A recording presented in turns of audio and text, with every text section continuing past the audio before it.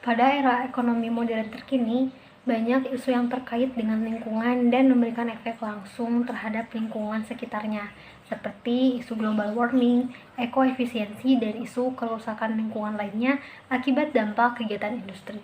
Hal ini juga berdampak terciptanya perubahan dalam lingkungan perusahaan baik internal maupun eksternal. Kinerja lingkungan suatu perusahaan berpengaruh signifikan terhadap posisi keuangan perusahaan. Oleh karenanya, perusahaan membutuhkan informasi biaya lingkungan.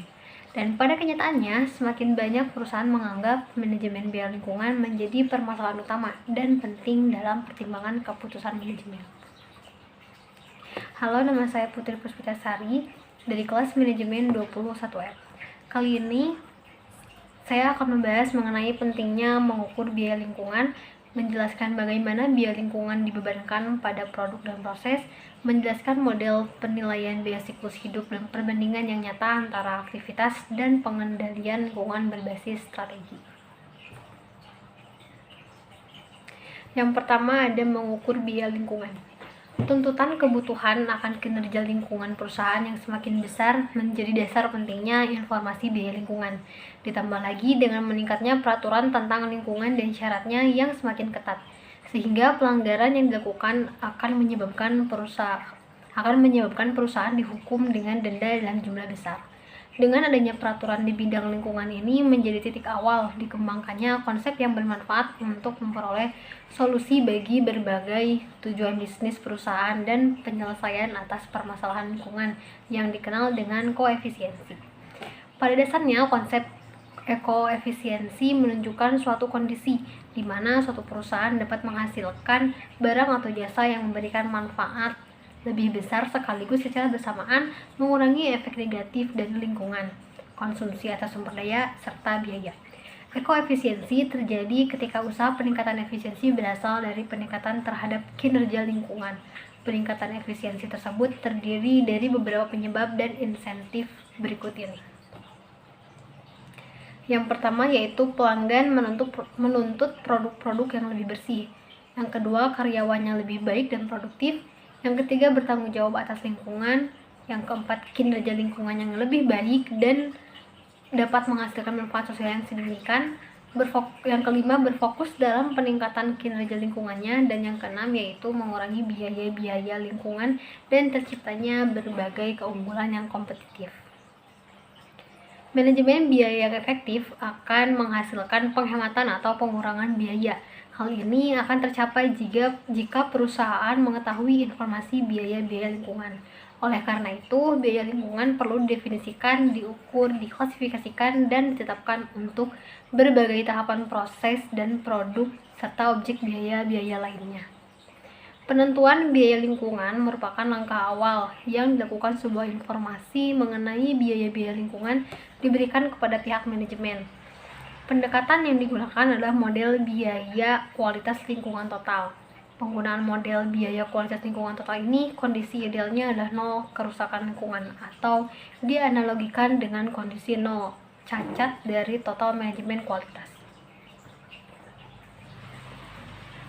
Terdapat beberapa kategori pada biaya lingkungan, di antaranya yaitu yang pertama, biaya pencegahan lingkungan atau environmental prevention cost. Yang kedua, biaya deteksi lingkungan atau environmental detection cost.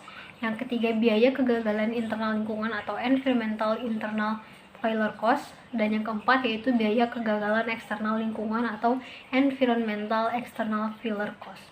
Biaya kegagalan eksternal lingkungan adalah biaya-biaya kegiatan perusahaan yang terjadi setelah melepaskan kontaminan atau pencemar dan limbah ke lingkungan, meliputi berikut ini.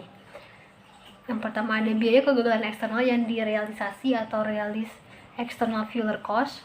Dan yang kedua yaitu biaya kegagalan eksternal yang tidak direalisasikan atau biaya sosial atau unrealized external failure cost atau social cost. Apabila suatu perusahaan serius dalam meningkatkan kinerja lingkungannya dan mengendalikan biaya-biaya lingkungan, maka biaya-biaya lingkungan menjadi penting untuk dilaporkan. Berdasarkan kategorinya, laporan biaya lingkungan memberikan 2 dampak penting, yaitu dampak atas biaya lingkungan terhadap profitabilitas perusahaan dan nilai atau jumlah relatif yang dikeluarkan per item kategori. Biaya-biaya kegagalan lingkungan bisa diminimalisir dengan cara mengalokasikan jumlah yang lebih besar ke kegiatan pencegahan dan deteksi.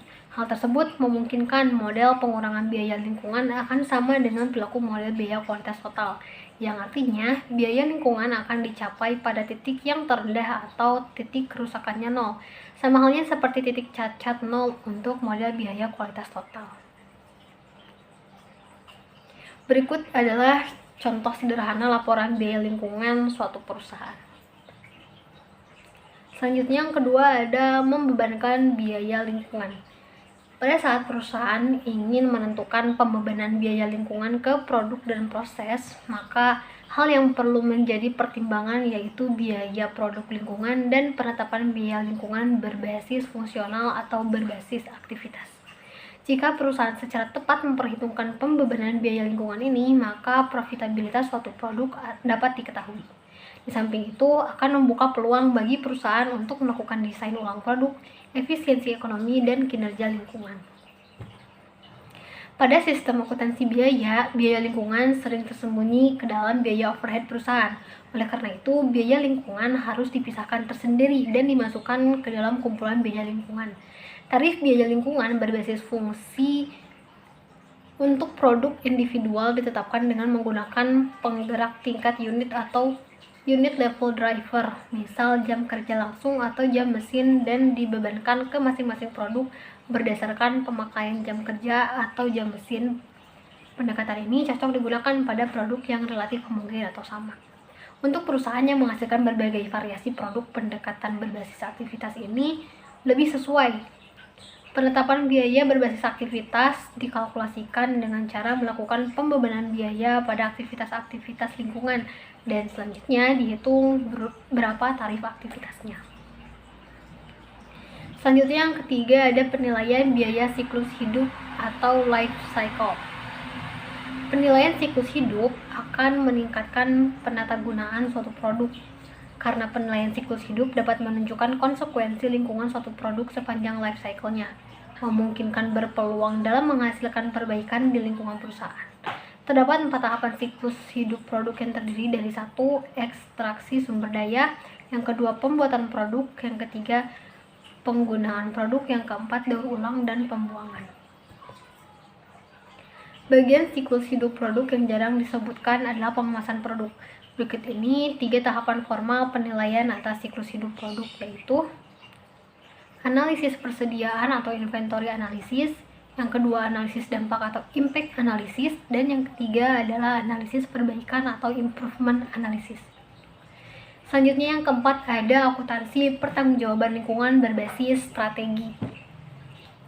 Sistem yang menyajikan kerangka kerja operasional yang meningkatkan kinerja lingkungan dikenal sebagai sistem manajemen lingkungan berbasis strategis. Kerangka perbaikan secara kontinu terhadap pengendalian lingkungan paling tepat digunakan untuk tujuan meningkatkan kinerja lingkungan secara keseluruhan. Seandainya paradigma ekoefisiensi diterima, memungkinkan perspektif lingkungan menjadi pantas diterapkan sebagai suatu perspektif yang dipertimbangkan dalam balance scorecard, karena memberikan keunggulan kompetitif bagi perusahaan meningkatnya kinerja lingkungan. 5 tujuan utama perspektif lingkungan tersebut adalah sebagai berikut. Yang pertama yaitu mengurangi atau membatasi konsumsi bahan baku mentah. Yang kedua, mengurangi konsumsi bahan-bahan yang bergaya. Yang ketiga, pembatasan kebutuhan akan energi, produksi, dan penggunaan produk. Yang keempat, mengurangi pembuangan residu atau sampah padat, cair, dan gas. Dan yang kelima yaitu mengoptimalkan kesempatan untuk daur ulang produk. Perusahaan diharapkan mendapatkan keuntungan keuangan yang signifikan dengan semakin meningkatnya perbaikan yang dilakukan secara berkelanjutan terhadap lingkungan. Ini mengindikasikan perusahaan sudah mencapai trade-off yang menguntungkan antara kegiatan kegagalan dan kegiatan pencegahan.